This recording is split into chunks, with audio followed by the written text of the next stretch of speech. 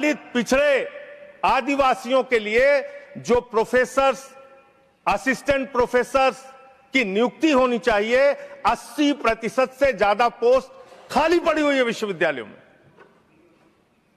और जो चीज आपके हाथ में है, आप दलितों, पिछड़ों, आदिवासियों के हितैषी कैसे हैं? 45 सेंट्रल यूनिवर्सिटीज है, जिसमें से 38 केंद्रीय विश्वविद्यालयों में सिर्फ और सिर्फ सवर्ण जाति के लोग वीसी हैं और 7 में दलित, पिछड़े और आदिवासी हैं। तो आप बताइए जी, आज आप बताइए, आप मुझे बताइए, आपको 45 में से 38 सिर्फ एक जाति के, सवर्ण जाति के लोग मिल रहे हैं और बाकी 7 आपने पिछड़ा, दलित, आदिवासी बनाया और आप कहते हैं आप दलितों, पिछड़ों, आदिवासियों के हितैषी हैं।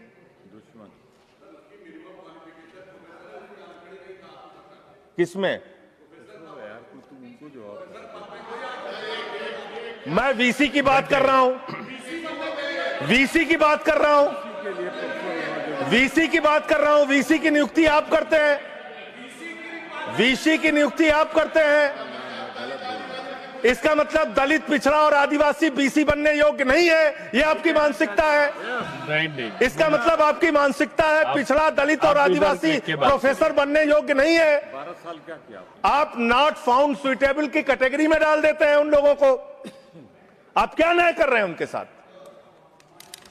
पूरे देश के हाई कोर्ट, सुप्रीम कोर्ट की हालत देखिए सर। देश का है सुप्रीम कोर्ट 1 और 25 हाई कोर्ट।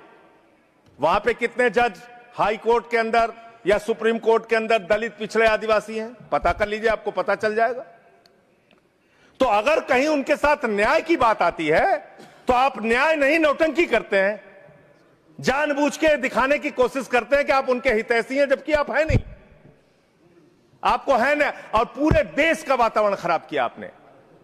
मैं इस सदन के अंदर आपके माध्यम से सरकार को प्रस्ताव देना चाहता हूं, अगर आपकी नीयत साफ है तो हर विश्वविद्यालय में 2 तरह की कमेटी बनाइए। एक जो सिर्फ और सिर्फ कास्ट डिस्क्रिमिनेशन को देखे, यानी कि जाति के आधार पर भेदभाव को देखे, और दूसरी कमेटी आप वहां पर बनाइए जिसमें कि हर प्रकार के भेदभाव को आप कवर कीजिए। कोई झगड़ा ही नहीं होता। भाषा के आधार पर भेद, लिंग के आधार पर भेद, किसी भी प्रकार का भेद, उसको देखने के लिए एक कमेटी बनाते और जाति के आधार पर हो रहे भेद को देखने के लिए एक कमेटी बनाते। कोई झगड़ा ही नहीं होना था। आपने जानबूझ के झगड़ा कराया। दूसरी बात मान्यवर,